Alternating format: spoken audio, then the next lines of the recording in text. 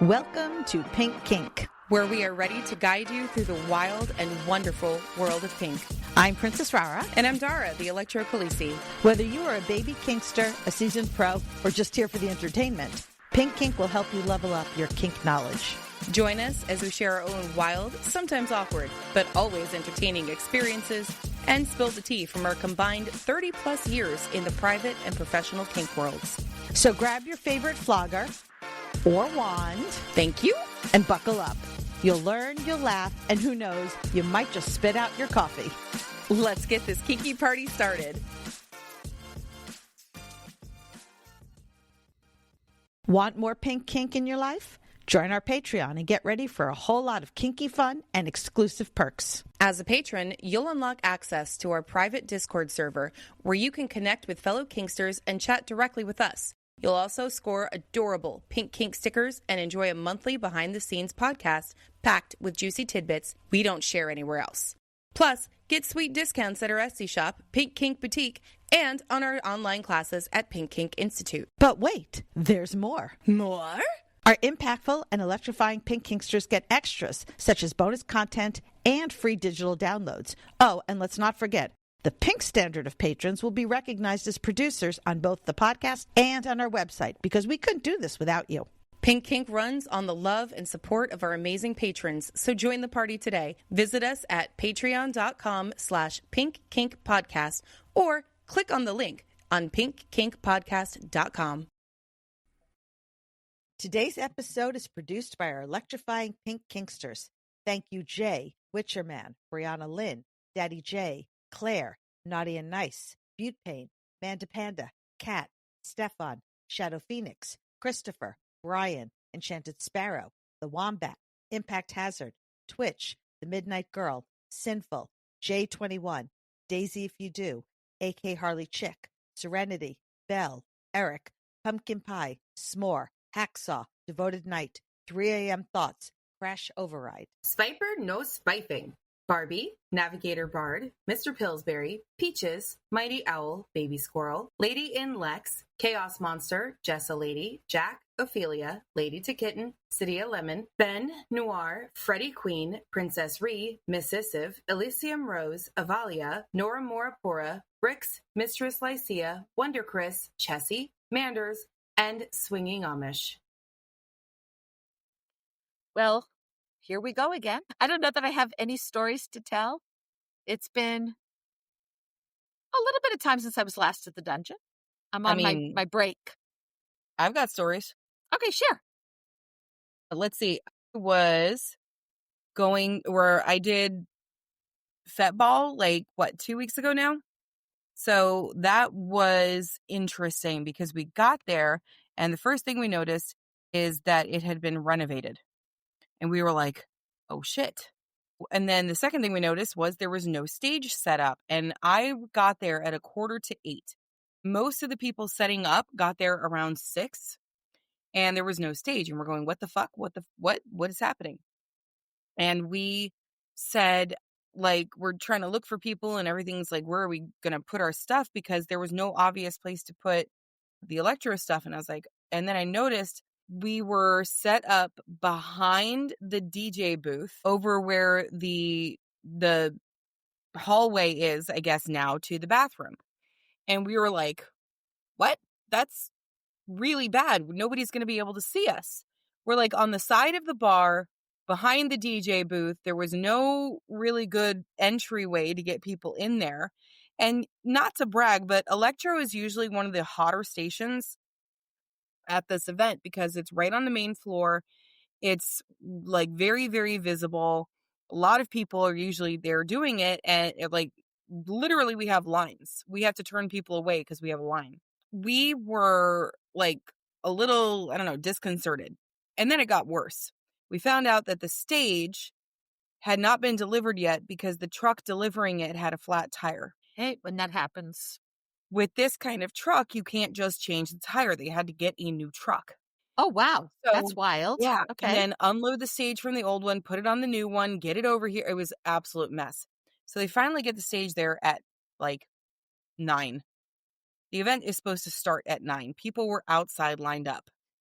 and the doors couldn't open because they were bringing in the stage. And they start setting up the stage right in front of the DJ booth. And we're going, wait, what do you mean? Now, the guy that runs the event, Rick, was like, wait a minute. No, you can't do that. The stage goes over there. And they were like, we can't do that because then it blocks the pass to the bathroom. It has to be over here. And he's like, yeah, but it's blocking this. And they're like, too bad. It has to be over here. And we're like, what the actual fucking fuck? Anyway, it turned out okay because I bought a new toy, a Tesla gun. Thank you, Jules, for showing me the Tesla gun. Jules human, not Jules dog. Well, that's good because I'd wonder how Jules' dog would have told you about it. Yeah, she's very clever, but she's not that clever. So I went out into the main area with the Tesla gun and literally I was climbing on the lounge chairs behind the DJ booth and aiming it at people coming back from the bathroom. And they would be like, oh my God, what is that thing? That's fantastic. Like, oh my God. So then I actually just started walking out around the crowd and like shooting it at people. And I wasn't like, none of the electricity was actually touching anyone. I was just aiming it in their direction.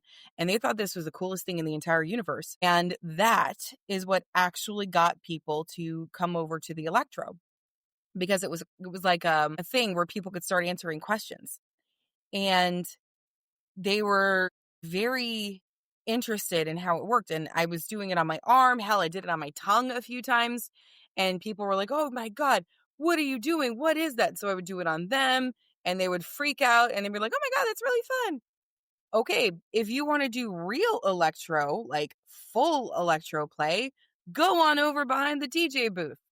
So I ended up climbing the 3 flights of stairs to get to the second floor, which if you know me, Yeah, I that's don't not do that. good. Not good. So we were up there, or I was up there, and Bobby was downstairs on the main floor doing the electro, and I was doing the same thing, just kind of working the crowd and getting people, and it worked out decently. I got home at about 3. There were no disastrous events because several times when people are watching the show, everybody is crowded down into that one area and people bump into the tables where all of our display is, put their drinks down on top of the equipment, all this other shit. None of that happened this time. So there's a lot of non-kinksters that come to this and they don't Oh yeah, understand most of them the are rules. non-kinksters. You know how many times I was like out in the crowd and was like explaining shit to people? I talked to so many people about the munches. Oh my God. It was nuts. And is that it? Any other stories? No, that was it. It was actually pretty uneventful. It was like weird. That's good. Right. So you talked about like electro being a very popular station, and I've seen the lines, and I know when you work at Risque, it's very popular. When you're at private parties, it's very popular. Why do you think so many people are so into it and love it so much? It's actually like really versatile. Like I tell people I can make it feel like a gentle tickle. I can make it feel like a soothing massage. I can make it pain relief. And I can make it feel like the hounds of hell are scratching down your back and ripping it open. And people like that shit. And I know you've talked about it in the past. She's one of our patrons now. She found electro was really helpful from a pain management standpoint.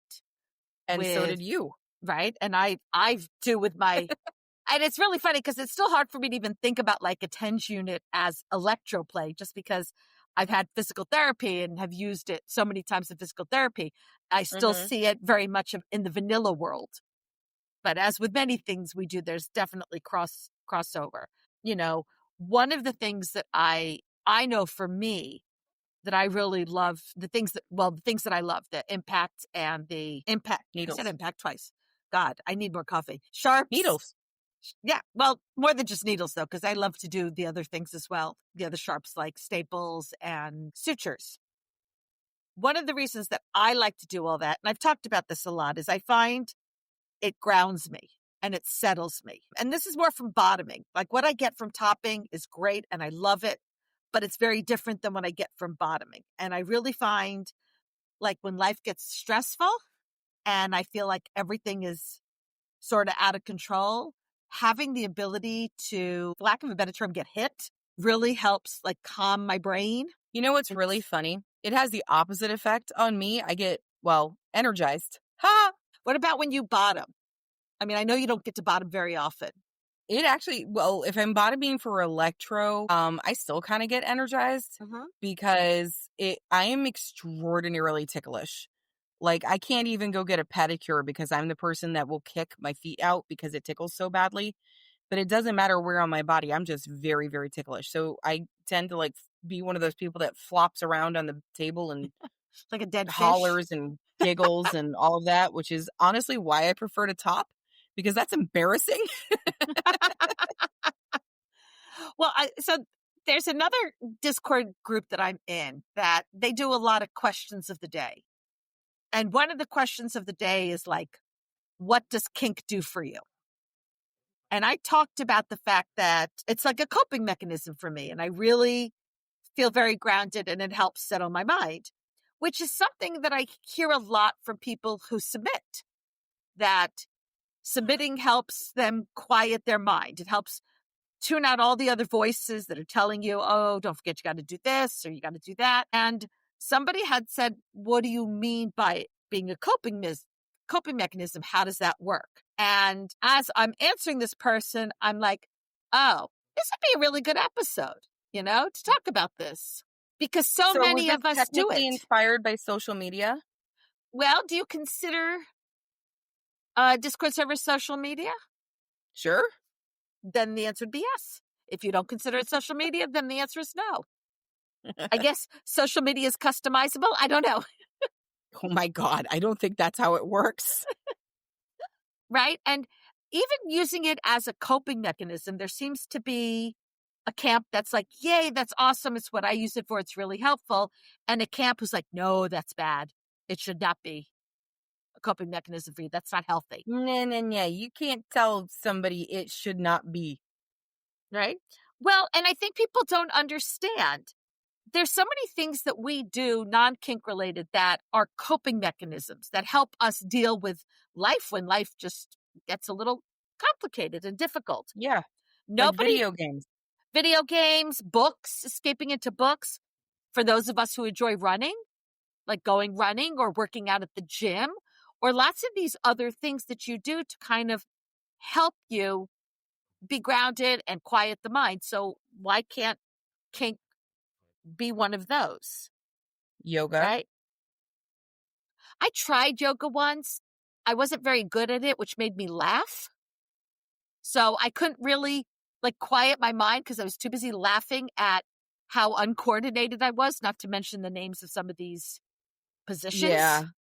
Well, I am not supposed to do yoga because of the medical condition, hypermobile, the joints stretch and don't stay in their place. And yoga actually does not help with that. It actually makes it worse. Oh. So we are told not to do yoga. Yeah, my problem is I try to get to downward dog and I lose my balance and my head just smacks on the floor. So it's not a good look. It's not a good look. I would rather do downward dog. Do downward dog unless there's somebody behind you holding your hips up. Well, I would rather just do what do you call it? The splat or whatever, when the legs are sploosh, splat, whatever it is, when the dog lies down and the legs are straight out. Sploot. Yeah, I want to do that. You want to do a sploot? I want to do sploot. I just want to lay down on the floor and sploot. Okay. Or I would actually pay money to see that. Or beg for treats. Like there's other dog things I would rather do. Oh my God. Rah. Are you telling us you're a puppy? No, I'm telling you, I don't want to do downward dog. There's other things I'd rather do. I'd pay money to see you sploot. Ooh, how much? My bank account could use a little. You might have to work that out because I will send you a picture of Jules the dog splooting, and then we'll see if you can actually see if I could do that. Do that. See if I can even do it at my age. Yeah. Yeah. But I kind of want to make sure that we are framing this whole episode about how we use kink to manage our emotions. It's not going to be, this is not medical advice. This is not a place of medical advice. This is just like our own personal experiences and the things that I've heard from other people. But we are not therapists. We are not trained to be therapists. And I go back to what a lot of people say in kink. Kink is therapeutic, but not therapy. And it should Right. never be in place of therapy. However, if you do kink, you should get a kink-friendly therapist at least. If you can, that would be awesome.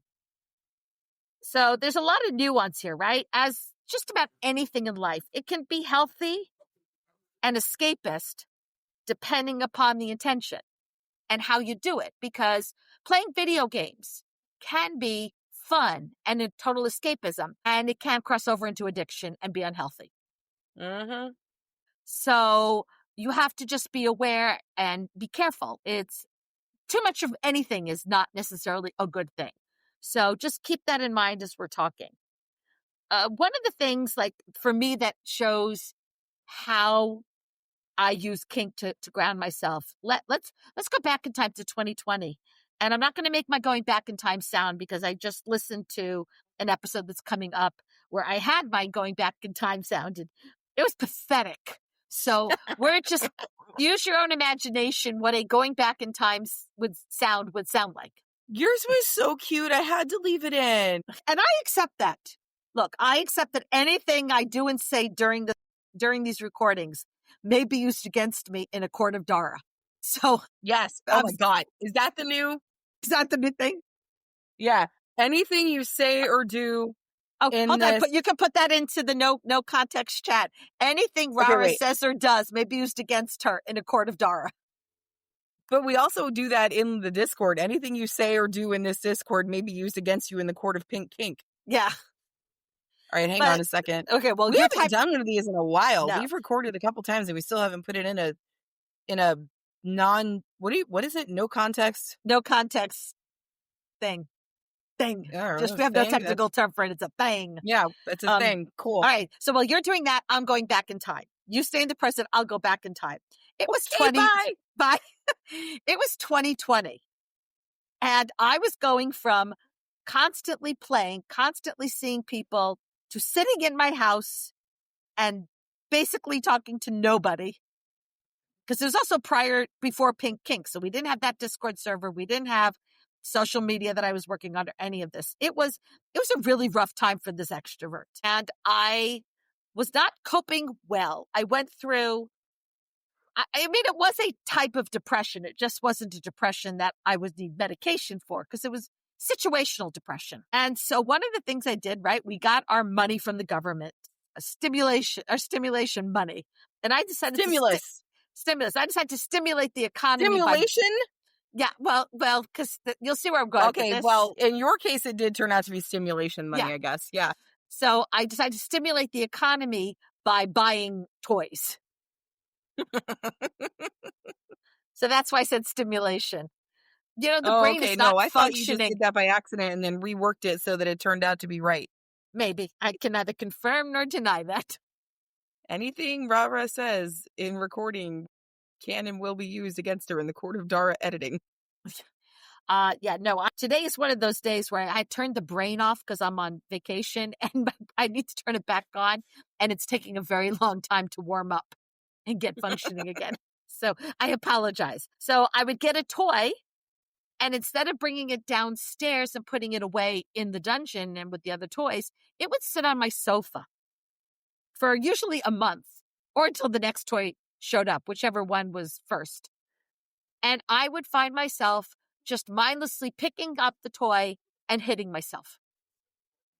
Hit my leg, hit my boob, hit my arm, because I couldn't really reach my ass. That was a little more complicated. And I would just watch TV and casually whack away at my thigh with the toy. And I find that the pain of that really helped with that situational depression. It really helped kind of calm my mind and make me happy and make me feel better. And I didn't think much about it. I just kind of was doing it until one day I kind of had one of those light bulb moments, and I'm like, what the fuck am I doing? Yeah, that's really helping me cope. And then I'd buy the next toy. And it was this whole situation. I think I got several toys before the world opened up enough again to have a friend come over and beat me in the dungeon and all of that. I don't necessarily do cathartic scenes. However, I've talked about when I used to bottom for rope suspension. They're very meditative for me. And that was really the only time I could turn my brain off. That was like some sort of yoga meditation when I would, especially if I'm hanging upside down and just spinning. It was the only thing that would really quiet my mind, which is pretty impressive because similar to me, my mind doesn't shut up. So for whatever reason, impact doesn't have that same effect, but rope suspension absolutely did. And Yeah, none of this. look, I remember the first time you got beat after COVID with that party, that the first one we went to when everything was open back up. You were not calm. No, I was like and if high you on would like drugs. to hear the recording of Rah Rah going absolutely batshit after being beaten for the first time in a year, was it close to a year? Then you should listen to the. It's a special. What did we call them? Extras. It was a Pink Moon episode because we released it when the Pink Moon came out.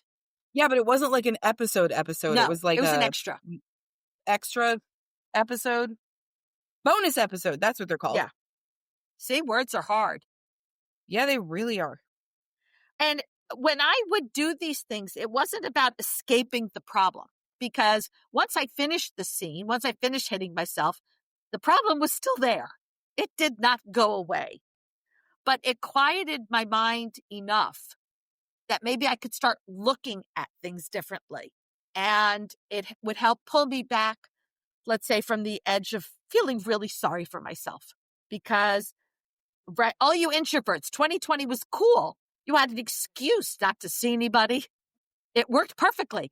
It sucked for extroverts. Really, really sucked for extroverts. I saw my bosses, and Diesel would come over, and my girlfriend at the time would come over occasionally, but she was traveling so much, I actually didn't allow her to come over a lot because I was afraid to get COVID and afraid with all of her traveling, she was going to bring it in. So it was mostly Diesel I just saw. And it was a long year, or however long it was that I stayed. The world shut down for me in March, and it was probably a year later before it opened up enough. It was almost a year, because I think that party was in February. Yeah. So very, very long year of my life. Yeah, and that was my first year of being married to Daddy J. We got married 2 weeks after shutdown. Oh, joy. Yeah, I know. I watched it on Facebook Live. Yeah. That was how we started our married life, was being trapped in the house with each other. Mm-hmm. So, as I said, this isn't about escaping the problem, but just facing it differently. Mental health struggles should always be addressed with kink-aware professionals when possible. Or I had a great therapist who was not kink-aware, but was open-minded enough that part of what I was doing during our therapy sessions was educating her, and she was absolutely fabulous and interested. And hopefully I taught her enough that if she ever got another kinky patient, she was prepared. But I want to kind of talk about, what does coping mechanism mean, right? So when we talk about coping, we talk about how we manage stress, anxiety, pain, or emotional overwhelm, or overwhelming emotions. I thought you were going to say emotional damage. Well, yeah, that too, right? Like, God knows I have emotional damage. As all the stuff that I used to think was a good thing, TikTok has now trained me that is childhood trauma. So who knows? All the stuff I was like, oh, look at me, I can do all this. They're like, yeah, that's not a good sign. It means you dealt with childhood trauma. And I'm like, oh. But coping mechanisms could be adaptive, where they help you process and grow and maybe quiet your mind so you can figure out problems and look at them differently. Or they can be maladaptive. So it helps you avoid, but it's not really solving the root issues of what's causing whatever it is going on. And kink qualifies for being a coping mechanism because it involves the body, the mind, and your emotions. It's like a full sensory experience. Right. If you're getting an impact scene, for example, obviously your body's involved in that. But your mind also gets involved in that because you're so busy focusing on the pain. And if you're anything like me, you have these really wacky, wild conversations in your own head. Okay, that hurts. Does that hurt enough I should be using a yellow? Should I be telling them that I've reached my limit? Have I reached my limit? What do I do about it? Like, there's an entire conversation going on in my head about what's happening in the scene, which, yes, my head is not quiet, but it means I'm not thinking about anything else but that scene. So in a way that is quieting my head. And then obviously the emotions too, the happiness of you're finally getting the pain you need, or if it's a DS situation, the emotion of your connection with your partner. So it really is a full sensory experience, and it encourages awareness. Obviously, there's consent involved and communication. It's providing you immediate feedback, physical, emotional, and relational. And some people might say, but isn't that avoiding? Like, you're avoiding the problem by using kink as a coping mechanism. And I would say, nay, that is not true. Nay. Nay, I do not agree with that Say statement. nay. Okay, wait. Nope. That has to go into the no context again. I say nay. I say nay. Nay, nay, good sir. It differs from, I know, silliness. What can I say? You snorted. You haven't snorted in forever. And it hurt even worse because this fucking cold I'm dealing with. Sorry. I felt that one all the way up here. I'm sorry. I'm so sorry. I'm apologizing. Robert's like, shut the fuck up. I'm trying to actually do this. I'm like, you said nay, nay. Because at some point I'm going to get the finger and I want to get all this in. Well, then you probably shouldn't have spent 20 minutes on the first page. Hey, I was setting it up and getting you to talk before you went to sleep for the rest of the conversation. I'm not asleep. That's why I say things like nay, nay, because it ensures you stay awake because you never know what's going to come out of my mouth. Where the hell did nay, nay come from? That's a thing. It is a thing. Where is that a quote from?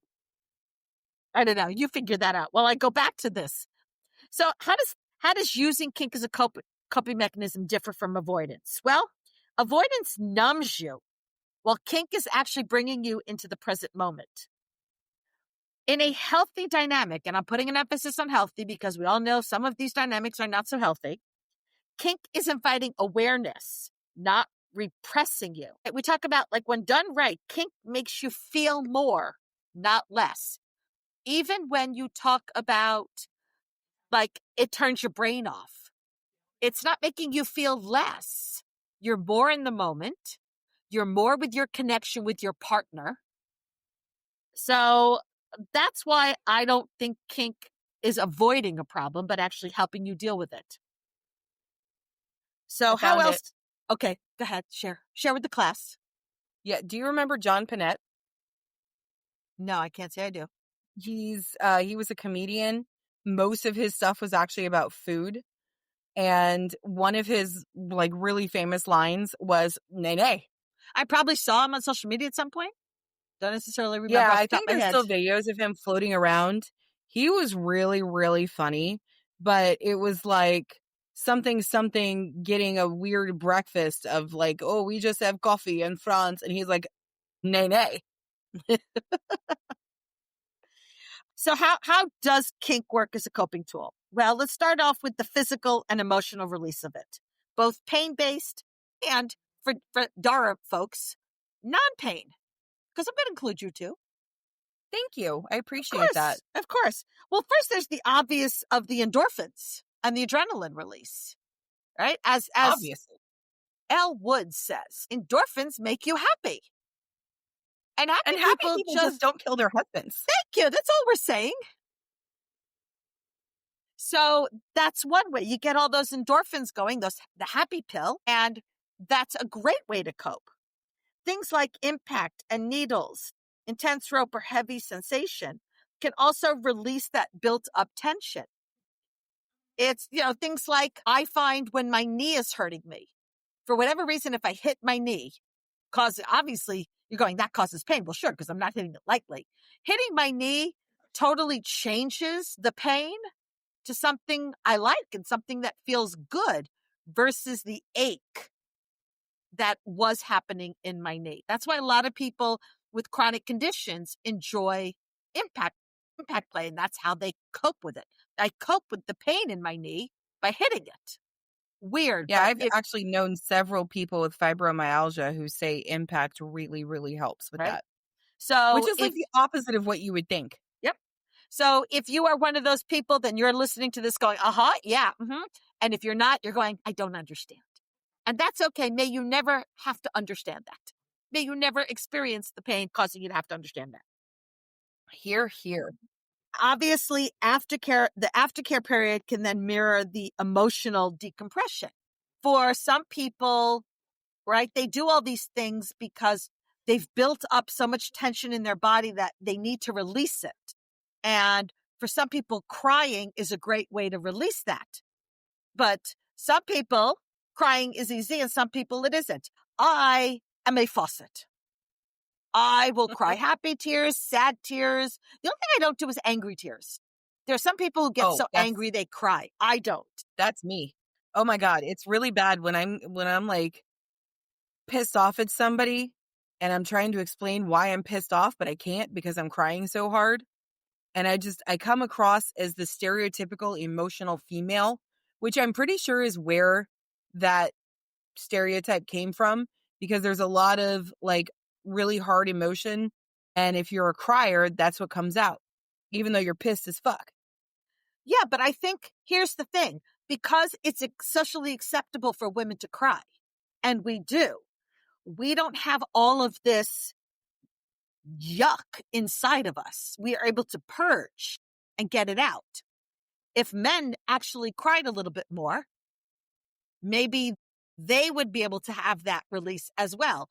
And so maybe we as a society is give men a break. And if they want to cry, let them fucking cry. So what you're saying is if men cried more, we wouldn't have any more mass shootings. Perhaps. One can dream, right? But right. Let's make it socially acceptable for men to cry. It's okay.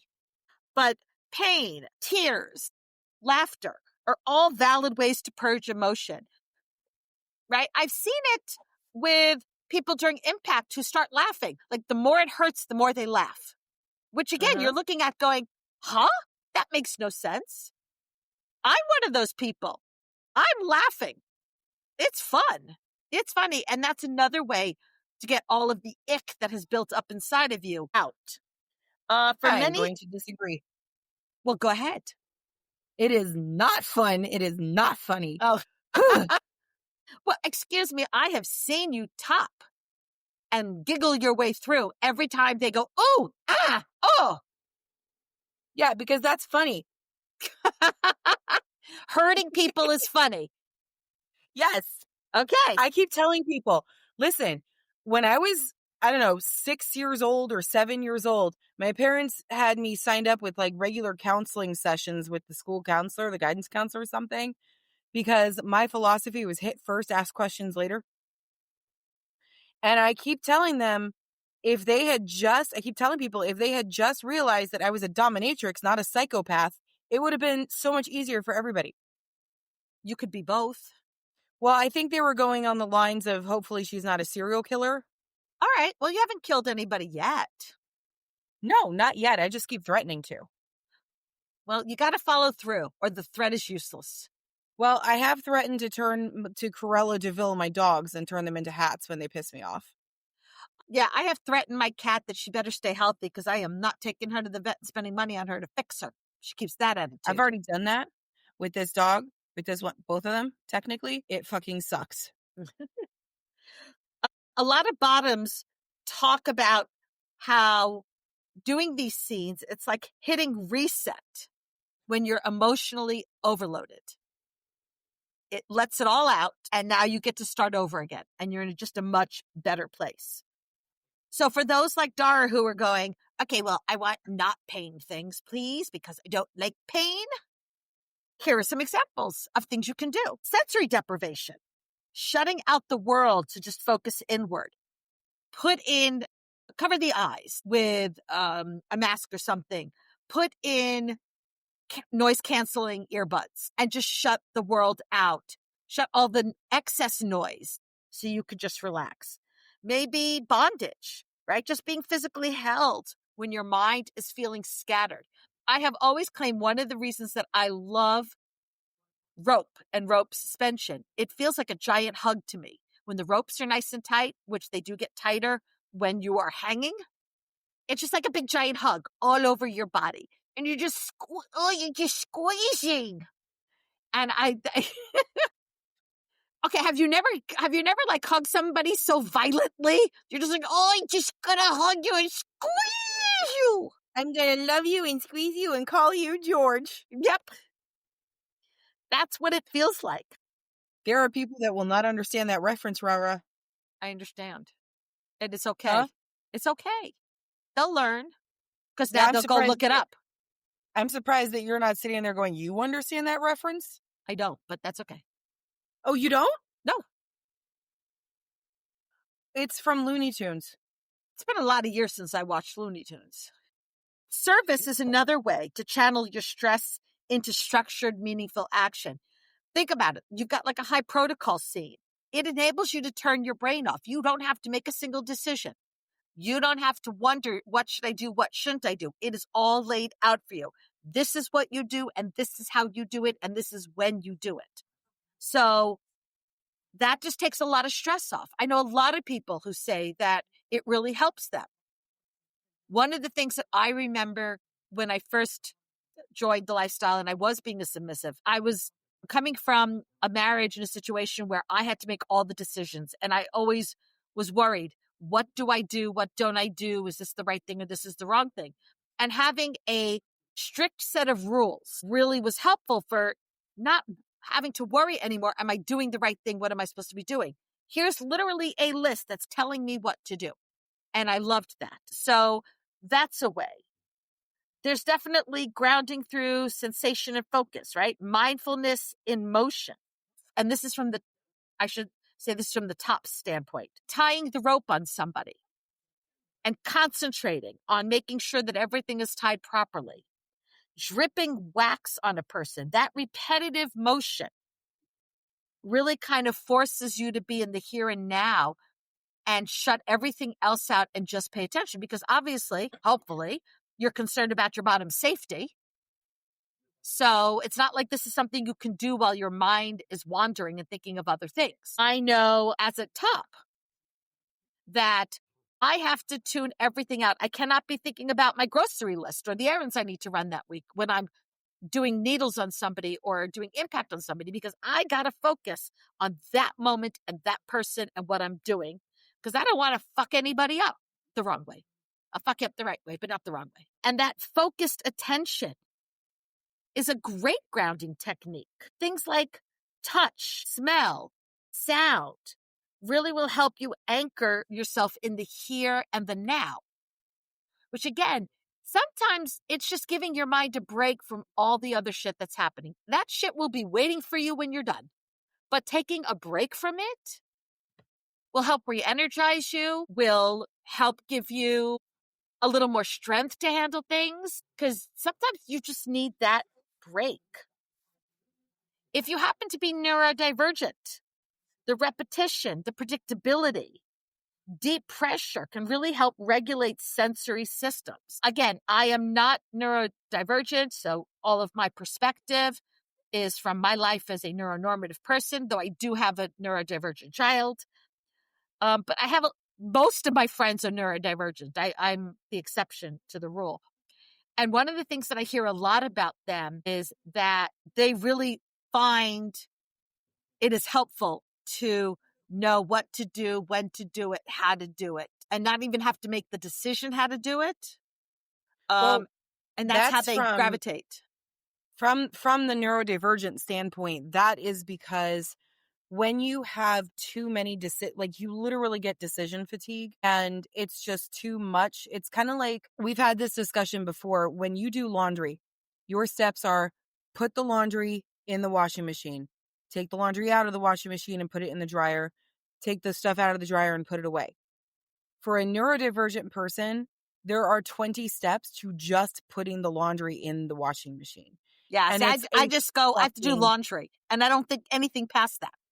Yeah, no, for me, it's a huge, I have to plan so hard my day around the laundry. It is horrible.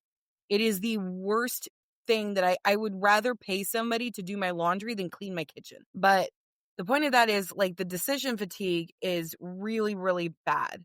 And when you have to spend all day making those decisions and figuring out more stuff, for lack of a better term, for spoon theory, it takes so many spoons. It takes so much energy to make a decision when a neuronormative person is just like, boom, done, like whatever, and they don't go about their day. For us, you can almost feel like an energy drain coming out of you. So by the time you're done making all those decisions for the day, and then you have to go home and decide what to do for dinner, holy fucking shit. It's like one more thing to just slap you in the face. I do get that because, like, as I mentioned, there was a period of time where for me, the DS helped do that. But it was because I was dealing with a failing marriage. I was dealing with 3 kids and a job and a health issue that was not going away that I was dealing with for years. And it was just like, I needed a break from all that. Now, once I didn't have any of those issues happening anymore, I was back to the way I'd been before. Versus neurodivergent, who that is the way you will always be. There's no, like, you're just this way now, and then in a month or 2, you're fine again. You're still this way. Yeah, Right. no, it So, doesn't no. matter if you're feeling, if you're like, oh, I'm good now. I'm not depressed. I'm not anything. No, it's just, this is how your brain works. And it sucks. And I truly wish that this was not how it was, but there's coping mechanisms for it. And I was going to bring this up. My biggest coping mechanism for that is being little. That I makes don't have to sense. make the decision. Daddy does it. If I say, or he says, what do you want for dinner? Because, like, we're getting takeout or something, and he's being considerate. He's saying, here, what would you like? It's him being considerate. And I'm going, I don't fucking want to make one more decision. It's Friday. I can't. I will actually rupture something in my brain if I have to make another decision.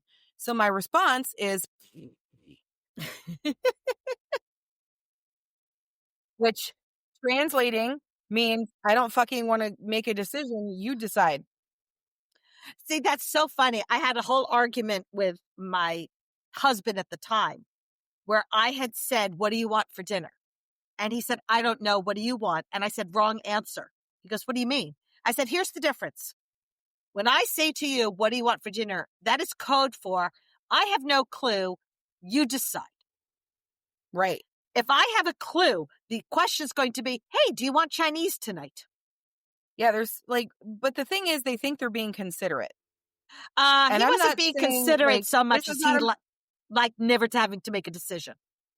okay, well, that was inconsiderate. Yeah. I'm not saying this about men in general. I'm not saying this about like neuronormative people. This is like a partner thing. You're just trying to be considerate of your partner and be like, no, and you will get what you want to get. We'll get what you like. And it's like, no, that's not what I want you to do. I want you to tell me what I want. So it's been interesting. That's been kind of, so I mentioned I have a new partner. I know that's a strong word for where we are because we're still new at this, but I have a new person that I am working on a dynamic with, and he is submissive to me. And one of the things that we're working on is getting him to make a decision because he wants so badly to please me and to make sure that my wants and needs are being incorporated that he is kind of not worrying about his wants and needs. And right. that to and me what's is the hierarchy? it's not even that for me, the hierarchy, it's unacceptable to me because I will say, if he wants something and I don't want to do it, I will just say no. I don't want to. I don't necessarily trust that if it's reversed, he would say no because he wants to make me happy. And while, trust me, Right. I appreciate a partner who wants to make me happy. Don't get me wrong. I don't want them to make me happy at their own expense. Right. So we're figuring that. But I'm so glad you mentioned about being the little because A lot of people do that. They use that structured play to kind of calm themselves when they're overstimulated or anxiety spikes. And I've definitely seen that with you. Like when you have had one of those days at work where we've gotten several messages of, give me the talk. I need the talk. I'm going to kill somebody. That was this week, or no, last week. Those are the times where I see you go home and immediately, like as soon as you walk, some of us, we walk through the door, the bra comes off. For you, you walk through the door and adult Dar comes off and little Dar is there. Very, very quickly. You ever see those videos on TikTok where like it's the people who come home from work and it's like, this is how fast I get ready or I get in chill mode, and it's like they blink and they do that transition and they're in PJs. Mine is blink, transition, and it's little Dora. Yeah. And that's a way for you to cope. And that's, thankfully you have that. It's one of the reasons I'm a control freak, because if I can control everything, there's less chaos. I mean, I'm in control at work. I'm in control of a lot of different moving parts at work. And it's exhausting because, one, it's very overstimulating for a neurodivergent. It's overstimulating for somebody who's actually what did we call me? Ambivert? Yeah. Yeah, for that. We'll go with introvert in this case. And dealing with all the different moving parts all day long and then finding out that you're still getting hit with other things that you don't have control over and yet you are expected to have control over, like immediately, it's kind of like, wait, what the fuck? What do you mean I have to do this? Like, no. And it's intensely overwhelming. And that's when I come home and I'm like, I can't do this. I had a literal nervous breakdown on you. Like what, last week? Yeah, I think it was. Oh yeah, you called me. Your nervous Yeah. breakdown actually I had happened to on say, the phone. nobody's dead. Nobody's dead. First thing I had to say was nobody's dead.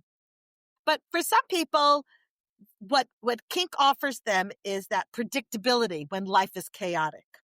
Those rituals and their protocols, which help control life when everything else in your world is out of your control and feels like insanity. Knowing exactly what's expected lowers your anxiety. It builds your confidence, right? Because you can't get it wrong. If I know this is the way to do it and I do it that way, I'm right. I can't be wrong. And that can take a load off of you. Choosing to let go provides emotional rest and safety. That's why people need to understand submission is not weakness. It takes a lot of strength to be able to turn your control over to somebody else. I can't do it. And somebody might look at me and go, "Oh, you're so strong. You're so strong."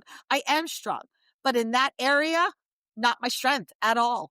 I cannot handle giving that much vulnerability to somebody, to giving that much control to somebody else, probably because of that damn childhood trauma I talked about, and I don't trust anybody to do it right.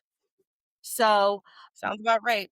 So don't ever view your submission as weakness. It's surrendering. It's having a daily ritual, or kneeling is like having a mental exhale.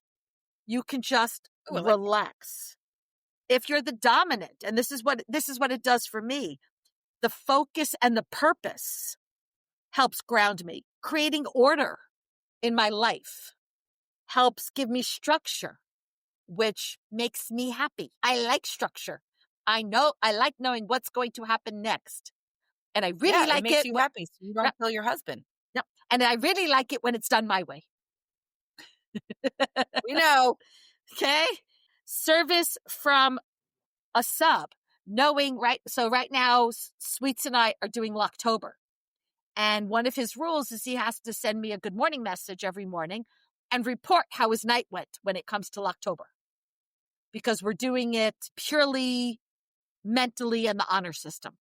There's no actual cage. It's both of our first time participating in Locktober. So maybe next year, if we're still together, we'll move up to an actual cage where I'll have an official key to wear. But right now, this is where we're at. It's just mental. So getting that message every morning, knowing that once again, he followed his rules and made it through another night and did it to please me and therefore increases our connection is quite an amazing feeling. That means I start my day off in a happy place. My alarm's gone off. I got to get out of my comfy bed. And I got to go to work. Ugh. And I do love my job, but still, ugh. And having this little bright spot in my day really makes me feel better. There's emotional regulation through intimacy. You get oxytocin, easy for me to say, from touch.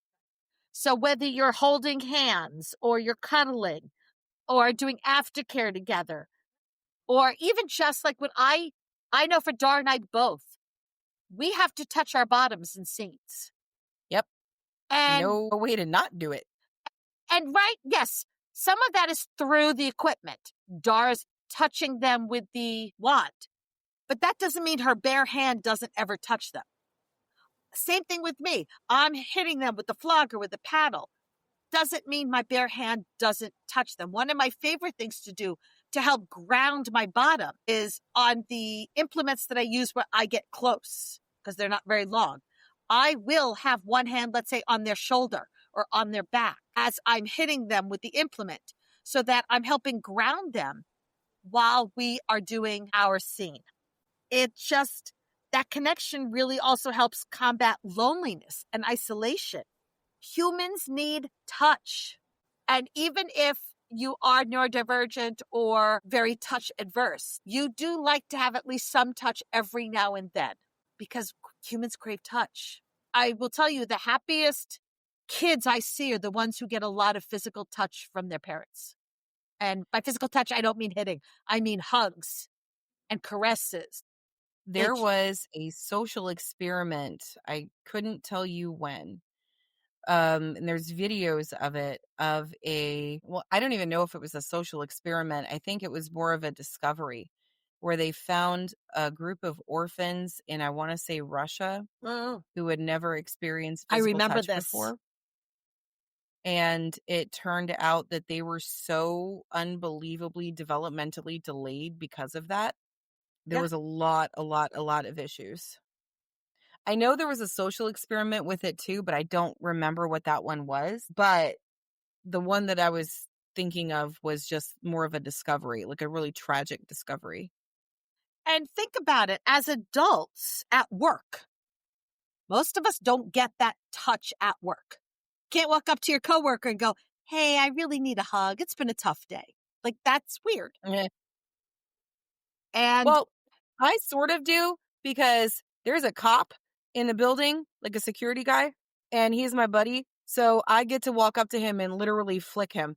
And I tell him, he looks at me and he says, hey, that's abuse of a police officer. And I said, what are you going to do? Arrest me? And he goes, no, because you like it. So that's how I get my physical touch in. I just, flick the officer. Having a partner who you do all this with, be it a regular partner or even just a scene partner, recognizing your need for play or space, whatever it is, that's emotional validation. And God knows we need our emotions validated. There's nothing worse than saying, I feel this way and being told, get over it. Or worse, worse, no, you don't. It's like, I'm sorry, what? I know what I'm feeling. Yep. Having someone see your need and honoring it instead of judging it. Being able to go to somebody and say, I really need a scene and I need you to beat the crap out of me.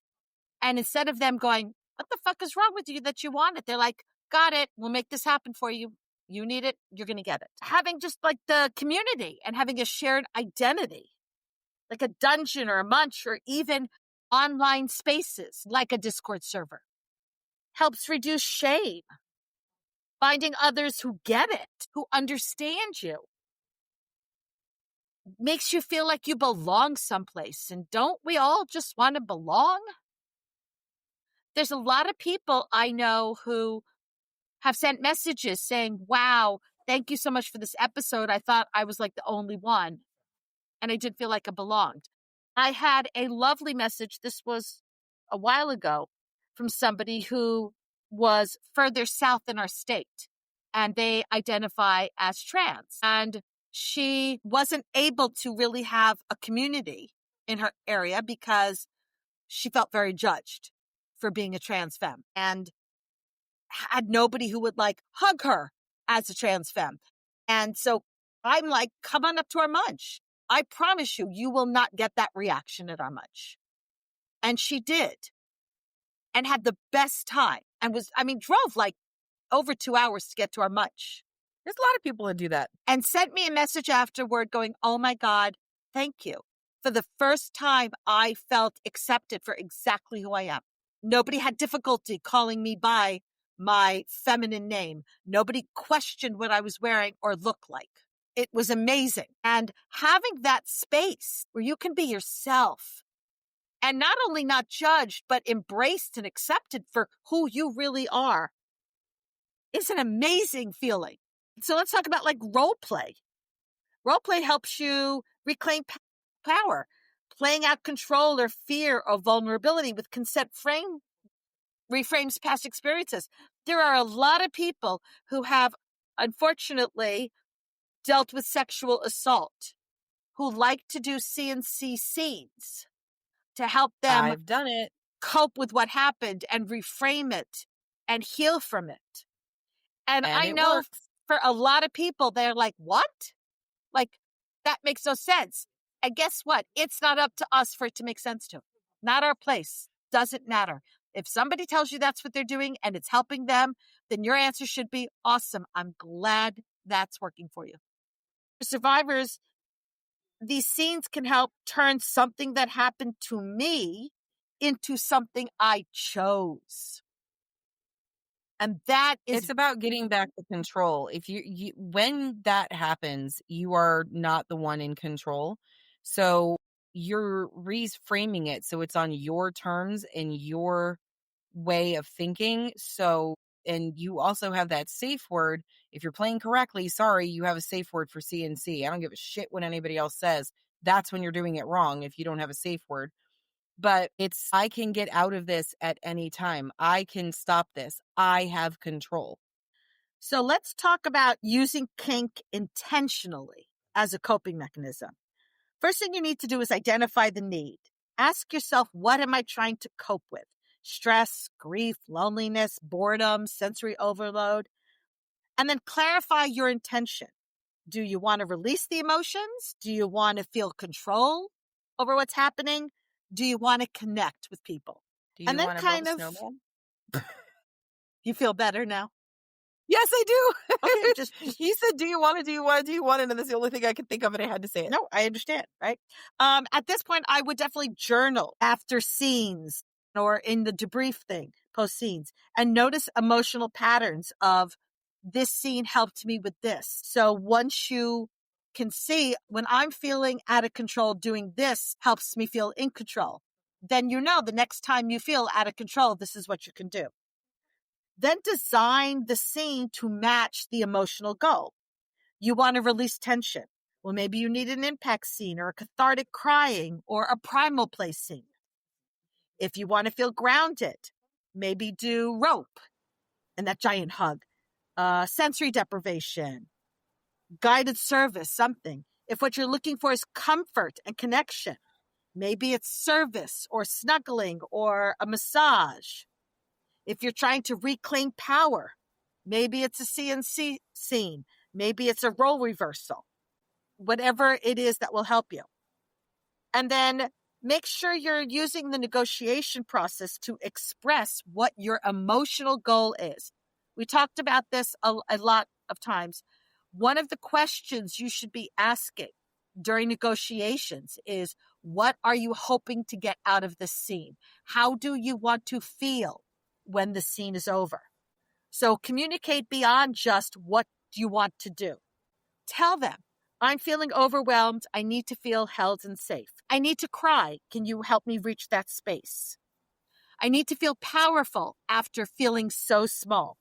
And then make sure you're discussing the aftercare beforehand, right? What do you need now that you've gone through this emotional reset that will help you? Is it reassurance? Is it just food and rest? What is it? And then make sure you're incorporating mindfulness and reflection into this whole process. So before you're setting the intention, I want to let go of this emotion. During, you're focusing on your breath and sensation, not the distractions around you. And then afterward, reflect. Did that meet my emotional goal? Did it do what I needed to do? And then combine all of this with other healthy coping tools like therapy, like journaling, like physical care, your hydration, stretching, nutrition, whatever, and community conversations. Remember, kink should be enhancing your wellness, not replacing emotional support. Now, just really quickly before we end this, some of the things you want to watch out for, because remember, we talked about it can cross a line from being a healthy coping mechanism to an unhealthy coping mechanism. So what you want to watch out for is when scenes are becoming your only emotional outlet. You don't have other ways of coping. When the intensity keeps escalating to achieve the relief. Now, yes, do I do more and more each time? Absolutely, but it's not for relief. It's to continue to challenge myself, because once I do something, I've done it. I've checked it off the list. Now I want to challenge. But if you're kind of going, yeah, last time hitting me at this level helped make me cry. Now I need you to keep hitting me at this level. Not necessarily what you want. Watch for when you're feeling worse afterward. Are you feeling ashamed or empty or guilt or numb? None of that's good.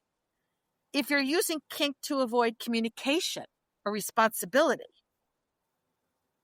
or when aftercare becomes a way to avoid post-scene accountability, all of those are telling you you're doing too much. If you don't feel grounded without a scene, you've now reached the avoidance stage.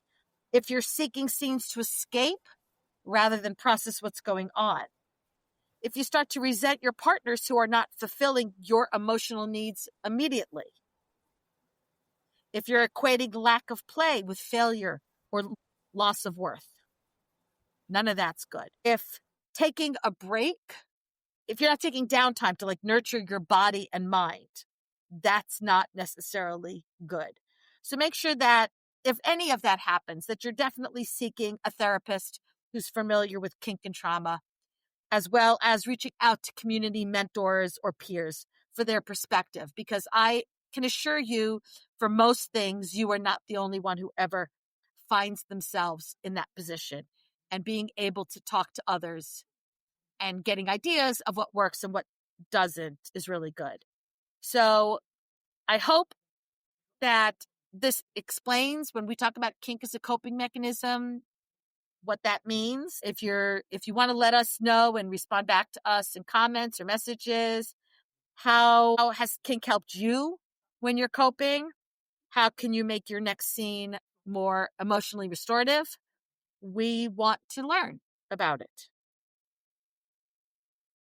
Thanks for hanging out with us today.